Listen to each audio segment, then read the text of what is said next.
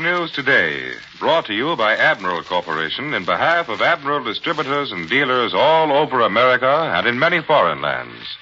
By shortwave broadcast direct from important overseas stations and leading news centers in our own country, CBS reporters are waiting to bring you first-hand news from the world's political and battlefronts. Now, here's Douglas Edwards. There are no additional details on the Supreme Headquarters announcement that British General Dempsey's forces with reinforcements of men and material by air have made limited contact with the British Airborne Division in Holland, but the Second Army still is fighting to enlarge and strengthen that contact. The RAF has bombed the Rhineland in great strength in a continuation of the Allied air offensive. Romanian sources say the Russians have crossed into Hungary. Allied troops in Italy have driven the Germans from the entire northern end of the Gothic Line and are sweeping into the Po Valley. And Tokyo says American planes have again raided the Philippines. And now news of the battles along the Western Front direct from overseas. Admiral takes you to London. Larry LeSueur reporting. There is still no strong link-up between the gallant band of British airborne troops holding out at Arnhem. But advance patrols from the 2nd British Army fought their way across the Dutch Rhine last night to give the nearly exhausted paratroopers a new ray of hope. The beleaguered British sky troops are still fighting in drizzling rain, holding off ceaseless German attacks aimed at recapturing the bridge over the Dutch Rhine, while the main British forces are struggling to widen their narrow corridor through Holland. As the 2nd British Army fights desperately to reach their besieged airborne comrades, they too are under heavy fire in their corridors sandwiched between powerful German forces. Latest reports from Holland indicate that the British Army has greatly strengthened the walls of this slender road north of Nijmegen. And last night, the Royal Air Force lent its weight to the seesawing battle. The British heavy night bombers attacked vital German communication points in the Ruhr in very great strength. The British airborne troops marooned in the Arnhem area on the north bank of the Dutch Rhine for 7 days and 7 nights now have been compressed into very small space, despite the new reinforcements that reached them by air from England yesterday. You see, the German positions along the Rhine are in a position to machine gun and shell any British attempt to cross the river in force. So it looks as though the crossing of the Dutch Rhine at Arnhem will develop into one of the greatest battles of the war in the West. Bad weather has been helping the Germans to bring up guns and reinforcements, and poor visibility has hurt the effort of our bombers to knock back the German supplies. The American troops engaging the Germans all along the Siegfried Line have met increased enemy resistance over the weekend. East of encircled Aachen, American First Army troops faced reinforced shelling from new German guns as they crept eastward from newly captured Stolberg. In the Nancy area, the Germans managed to build up a considerable force of tanks to counterattack General Patton's Third Army troops. The German blow was gathering momentum when thunderbolts of the 9th Air Force roared up to the scene. Despite low clouds and bad visibility, the Thunderbolt pilots swooped low to skip-bomb the 100 German armored vehicles. The enemy tanks and armored cars countered with heavy fire at the German planes, or rather at the American planes. But finally the attack was broken up, and the undamaged German tanks and cars withdrew to the protection of a forest. The American Thunderbolts circled the forest, bombed it, and then raked it with cannon and machine gun fire until their ammunition was exhausted. The German Air Force itself appeared in some strength yesterday in an attempt to break up the Allied airborne relief operations in Holland. The German pilots took advantage of cloud cover when engaged by our protecting fighters. But Thunderbolts broke up one large German formation near Nijmegen, knocking down 19 out of 30 German planes without loss to themselves. And this is Larry LeSueur returning you now to Admiral. More news in just a moment. First, here's Warren Sweeney with a message from Admiral Corporation. Admiral Corporation, the leader in research on radar, television, communications equipment, and FM, will be able to give America many more Admiral firsts when victory is won. I know that Admiral Radio is America's smart set.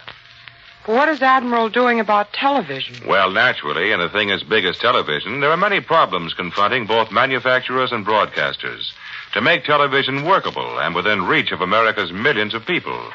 But Admiral Research in engineering and production has made the name Admiral the last word in smart, convenient, economical home radios. You can depend on Admiral for home television, too. Will it be possible to get a television set Built right into a radio-phonograph combination? Oh, I guess it's not giving away any trade secrets to tell you that. Eventually, you'll be able to get television in a wide range of models combined with radio or with a radio phonograph. And the new television and radio sets will reflect all the established Admiral skills and inventiveness. And they'll be built in the same great modern factories of Admiral Corporation, world's largest manufacturer of radio phonographs with automatic record changers. Now, here once again is Douglas Edwards. CBS correspondent Eric Severide in a cable from southern France says General de Gaulle has arrived on the French front after a triumphal tour through provincial cities of northeastern France. Severide says de Gaulle was met with an unfailing enthusiastic reception everywhere. He said this was proof that he has everyone's support in the interim of reorganizing the French government. And Severide's cable continues, 6,000 citizens of Besançon stood for 2 hours in the drizzle waiting for him yesterday. Tremendous cheers greeted his shouted declaration that we are not yet finished. Part of the Patria, our Alsace and our Lorraine, is still in enemy hands, but we will drive on the enemy's homeland.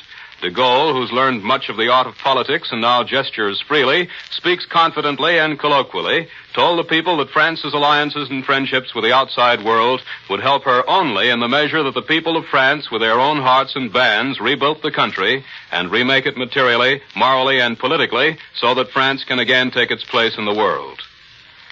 Allied troops in Italy have overturned the entire eastern end of the German Gothic Line. For details of that development, Admiral takes you to CBS Rome. Winston Burdett reporting. The 8th Army today is slowly fanning out from the southeast corner of the Po Valley Plain along the main highways leading to Ravenna and Bologna.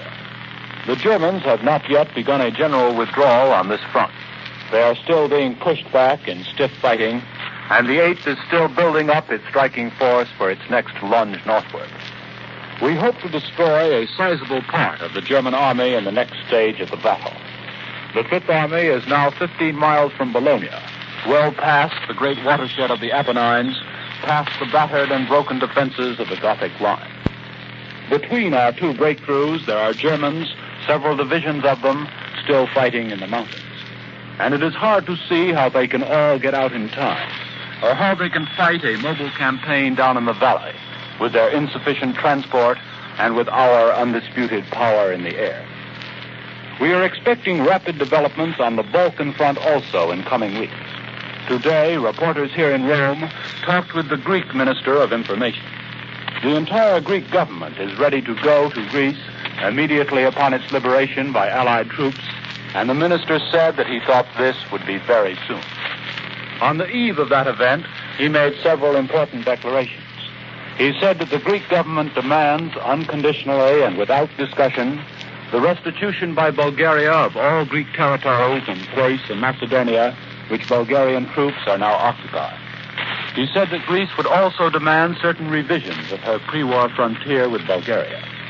He said finally that the Greek people have suffered economically more than any other in this war, through the destruction of some 1,300 towns and villages by the Germans, through undernourishment and the diseases that come of undernourishment. Any normal relief effort, the minister said, would be wholly insufficient to meet the situation in Greece today. This is Winston Burdett in Rome, returning you now to Admiral in New York. Bucharest reports that Romanian and Russian troops have entered Hungary. For a summary of the situation on the Eastern Front, Admiral takes you now to CBS Moscow, Lee White of the Chicago Daily News Foreign Service, reporting. The Red Army today is mopping up in Estonia, where the shattered Germans appear to be cut off from any hope of ever getting home. Most of the larger German ships that were taking part in the evacuation have been sunk.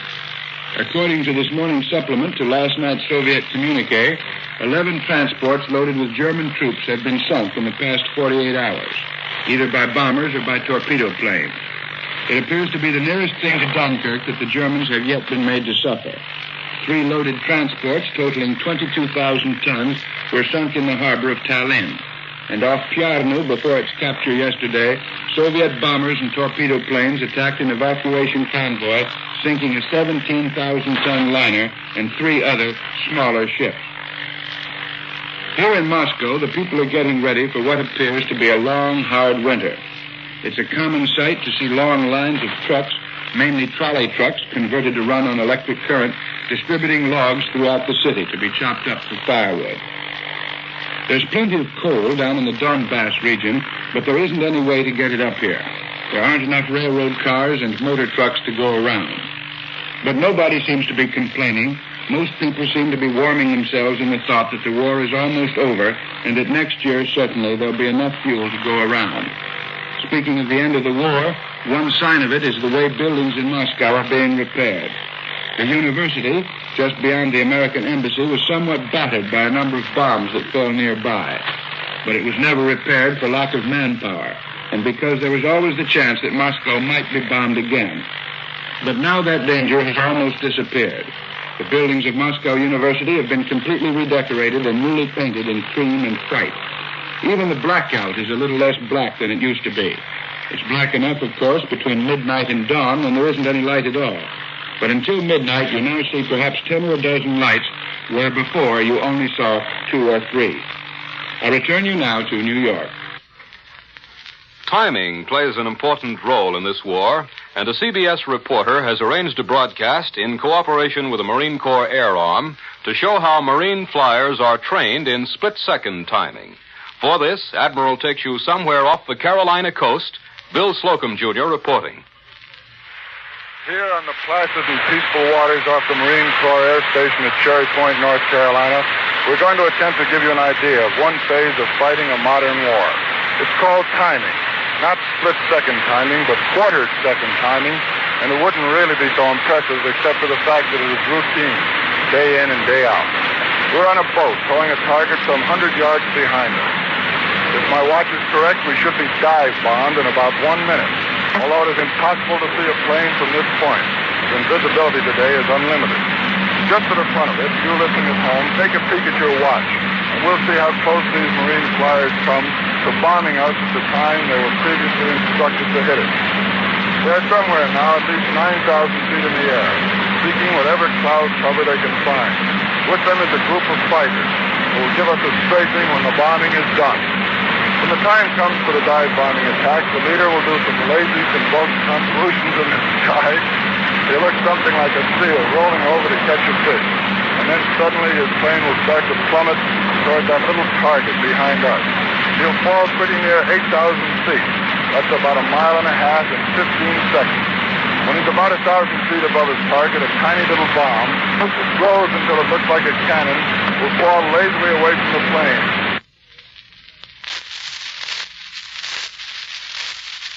And then suddenly his plane will start to plummet toward that little target behind us. He'll fall pretty near 8,000 feet. That's about 1.5 miles in 15 seconds. When he's about 1,000 feet above his target, a tiny little bomb, which grows until it looks like a cannon, will fall lazily away from the plane, picking up speed and smash into or near the target. Behind will trail the rest of its group, each at a 70-degree angle, each doing about 300 miles an hour, each carrying what is normally a terrifying load of death and destruction. They're coming in now and dropping their bombs. Let's look through.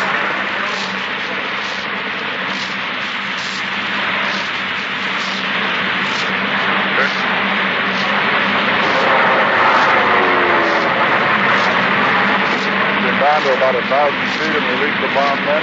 Was missed by about 100 yards. Not very close. Here's another.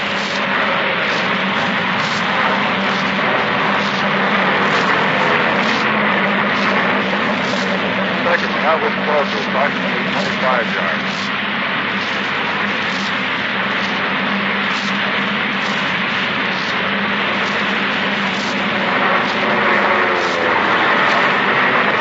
Coming in and dropping bombs that are landing close to our target, but so far none has hit the target.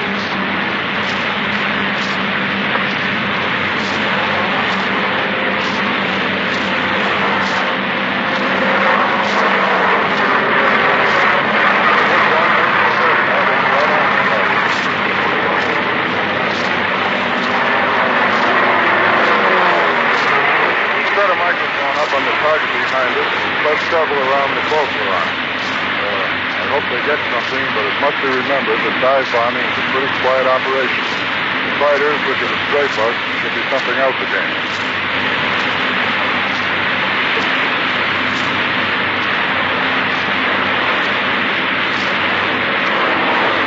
They're coming in at us from all angles. It's difficult to describe their descent because you don't know where they'll come from, especially they're overhead.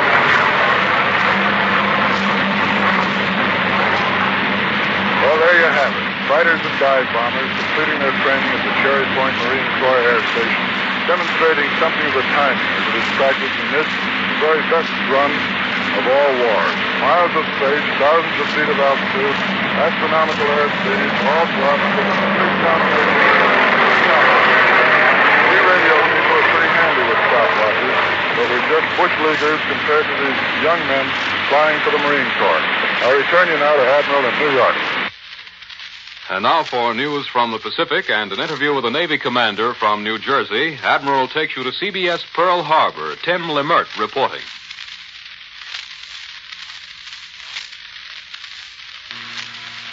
Fighting on Palaleo continues to be static as Marines are slowly pushing the enemy toward the north end of the island.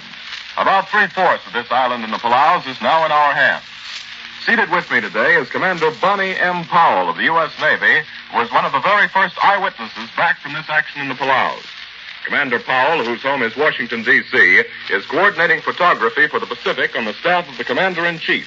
He is a former war correspondent for Fox Movietone News. Commander Powell, when did you reach the Palaus? I was in the flagship of Admiral J.B. Oldendorf, commander of the forces that bombarded the island before D-Day. We caught sight of Peleliu at dawn 3 days before the landing, when all our ships started to lay down their barrage. For those 3 days and nights, ships were given no rest as we poured thousands of tons of the island. From battleships, cruisers, destroyers, and planes, from those wonderful CVEs to baby flat tops. Some of those old battleships are just the thing for pre-invasion shelling as they laid to off the island with their engines stopped and pumped everything they had into the enemy defenses. They're really what you'd call floating artillery. All the time that we were shelling, the Avengers and Wildcats were shoving back and forth, strafing and dropping bombs with terrific effect, while at the same time searching for enemy strong points. What were some of the many targets chosen? It'd be hard to pick out any specific ones because, as far as I could see, anything that constituted a probable defense position was attacked. However, to answer that, I might say that the higher ground, that is literally honeycombed with thousands of caves, at the same time extremely well wooded, was singled out for the greatest shelling and bombardment. First, the trees, some of which were 10 feet in diameter, have to be cleared away so that the caves can be seen and strong defensive positions cleared out. The toughest of these were the hills commanding the northern part of the airstrip, from which the Japs fired their mortars and artillery. Which of the beaches were you on? Yellow, 1, 2, and 3, which turned out to be the toughest spots when the Marines went in. What was the story on D-Day? Well, before HR, everything opened up, pouring all they had into the beaches and islands. Then at HR -5, all firing stopped, and the Marines went in on the ducks and LVTAs. Heading the assault were the LCIs, gunboats that could come right up the reef and let go with guns and rockets. Everywhere you looked was a mass of boats, and from all the firing, the smoke and dirt, almost obscured the entire island. It was a sight that's impossible to describe, although some of the ducks stuck on the reef and others were hit. Most of them got in. Did you see the invasion of Angar? Yes. I flew over on a naval observation plane at HR and saw the initial landing, which went very well. One of the strangest sights was the fact that, although we flew over Angar at treetop level, we couldn't see a Jap gun or a sign of habitation. The Japs are masters at concealment. What about future progress on Palaleo? Progress may be slow, as we will be over the Japs as it suits us, while waiting for more supplies to be brought in, to knock out the fortified positions in limestone hills. Thank you, Commander Bonnie M. Powell. This is Tim Lemert in Pearl Harbor. I return you to Admiral in New York.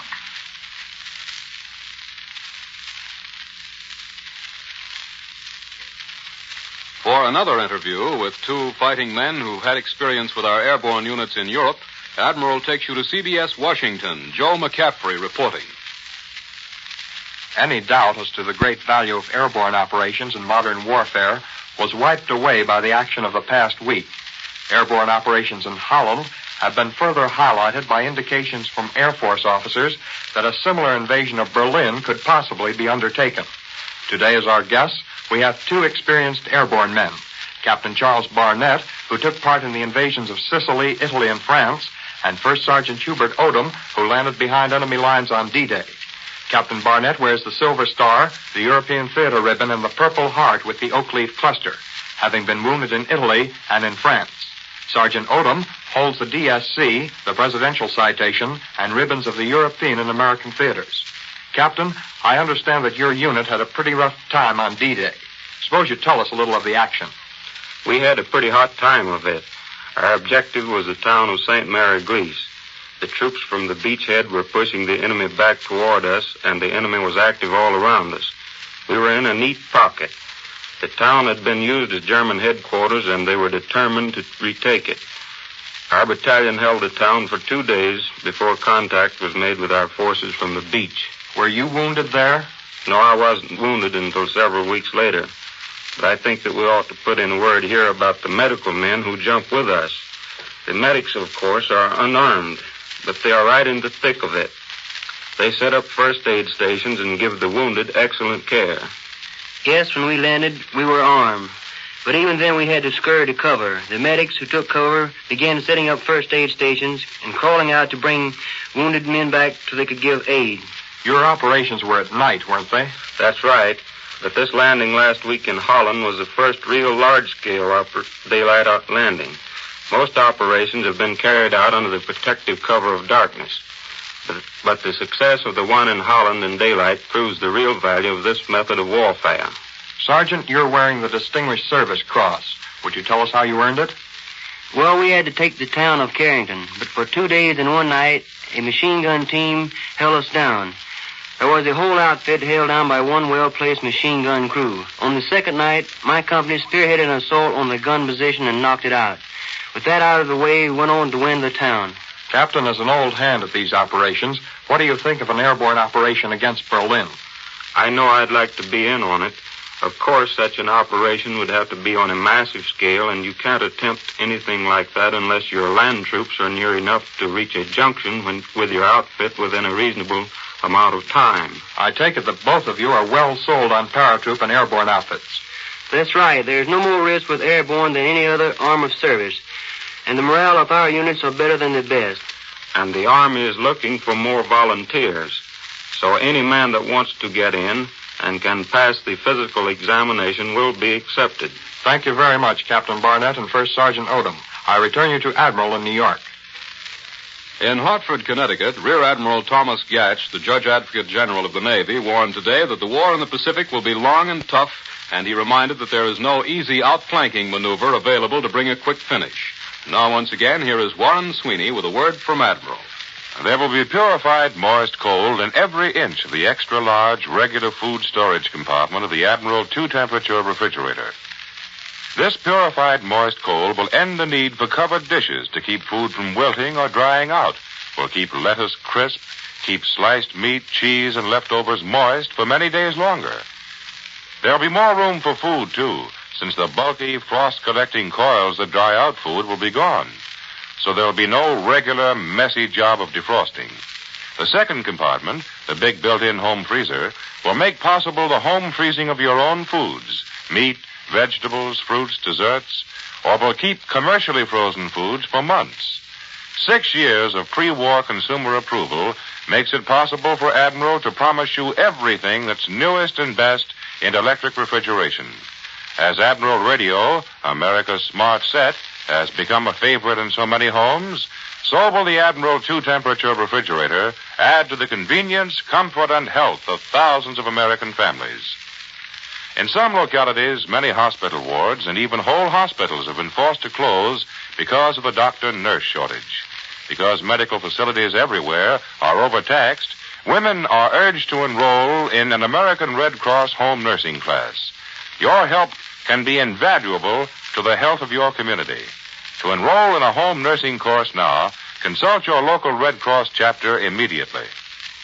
World News Today is brought to you each Sunday at this hour by Admiral Corporation, makers of Admiral Radio, America's smart set, and post-war makers of Admiral refrigerators, Admiral home freezers, Admiral electric ranges.